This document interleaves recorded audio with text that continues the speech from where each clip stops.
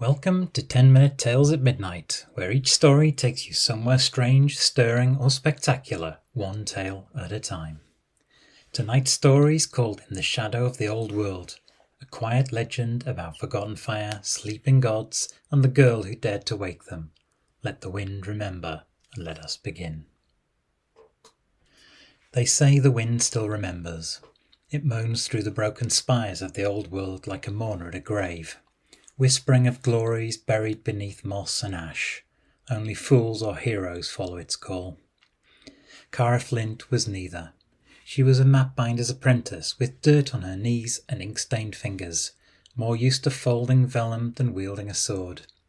Yet on the morning of Emberfall, when the sky cracked like a kiln and the light turned strange, it was Cara who crossed the river into the Forbidden Lands, following the wind's voice. She did not go for glory or gold or the fading echo of song. She went because of a promise. Long ago, before the old world shattered and its towers sank into the forests, a pact was made. One child in every century would bear the memory of the Flamekeeper, guardian of the Emberlight, the last fire of magic not yet extinguished. But the ember was fading, and the Flamekeeper's line had gone unclaimed for 100 years. Cara didn't know this when she was born.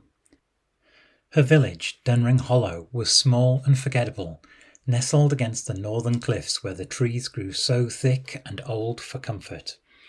Her life was quiet, filled with ink and parchment, learning the ancient symbols and hand-drawn roots her master insisted still held truth. But when her grandmother died, an old muttering woman the town had long dismissed, she left Cara only a locket filled with ash. That night the dreams began. Fires that spoke, stones that sang, a name whispered in a tongue no longer spoken, Tharanox. She tried to tell her master. He warned her to keep quiet. "You dreamt of the old world," he said. "That path ends in madness." But Cara couldn't ignore the call. Not when the ash in her locket glowed faintly at dusk, not when the wind began to carry voices only she could hear. And then the Emberfall came. The sky turned to molten bronze, and ash rained from clouds that held no storm. All across the realm people felt the shift. Cattle wouldn't move, rivers ran backward for a day, and the moon hung low and red in the sky. The old world was waking, and someone had to meet it. Crossing the river was a crime. The elders had decided long ago that the ruins in the east were cursed. The land there had not healed since the sundering. Trees grew in spirals, shadows moved against the sun. The voices echoed where none should be. But Cara had studied maps no one else dared open. She'd found a path.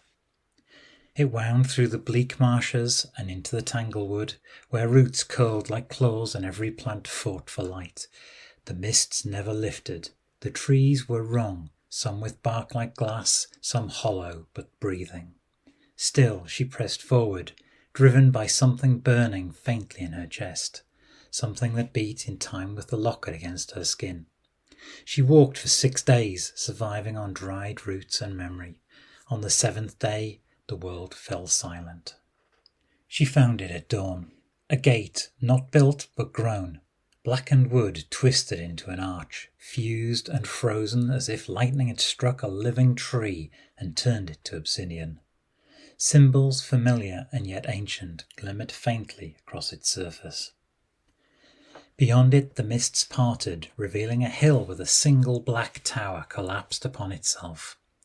Stone bones of forgotten kingdom jutted from the earth like a giant's ribs. Pulsing faintly in the dark was a cavern mouth. She'd reached the throat of Tharanox. Inside, the world was still. No birds, no breeze, just the slow, eternal drip of water and a vast, breathless emptiness. Then she saw him. Tharanox was suspended in the air, bound by chains of starlight anchored into stone around him. 20 feet tall, and with the head of a stag, the face of an old god carved from bark and time. His antlers were entwined with ivy and ash. His eyes were closed, but not lifeless, waiting. And in his chest, behind ribs of golden wood, burned the last true flame of the old world, the ember light. It was no larger than a fist, flickering weakly, but Kara could feel its heat from across the chamber. She stepped forward, heart hammering. The locket around her neck grew warm, then hot. It burst open in a puff of ash, and she dropped to her knees. "I've come," she whispered, unsure if she spoke to Tharanox, the ember, or herself. "You called me." The chains trembled. Tharanox did not appear to wake, but something changed. A voice, deep, slow, and filled with the weight of ages, rumbled in her bones. "Do you carry the blood?" "I don't know," she said, "but I have the locket, I have the dreams." "Then you are enough. Take the flame, bear it, become more, or let the world die." She understood the cost. To wake Tharanox, she had to take the ember light into herself. It would burn through her, untamed and ancient, the last fire of a world that once sung with magic. No mortal could survive that. She would not survive that. But perhaps she could last long enough. Kara stood. "Then do it!" The chain snapped. The ember light tore free from Tharanox's chest and hurled itself into hers. She screamed once, then fell silent. When she woke, she was lying on the cavern floor, smoke rising gently from her skin.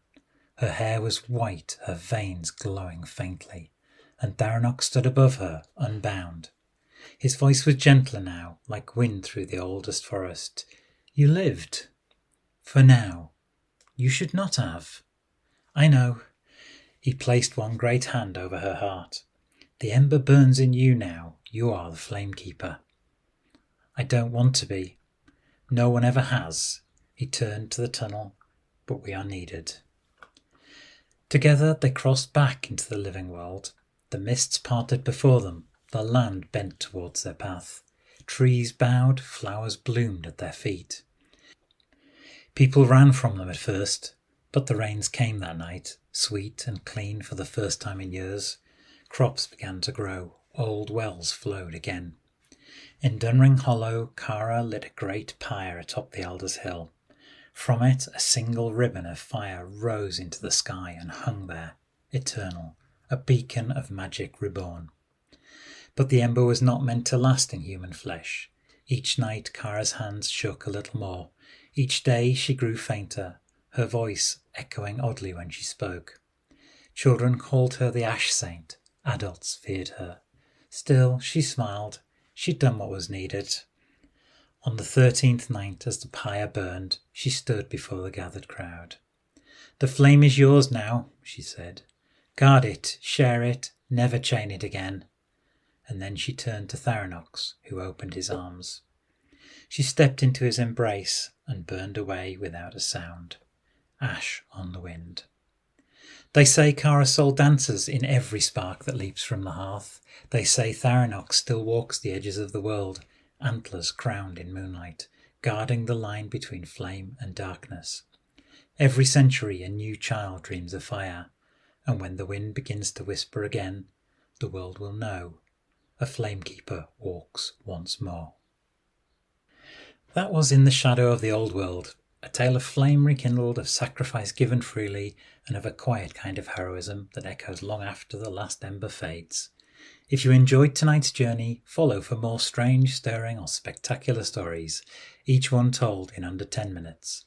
Until next time, keep the fire lit.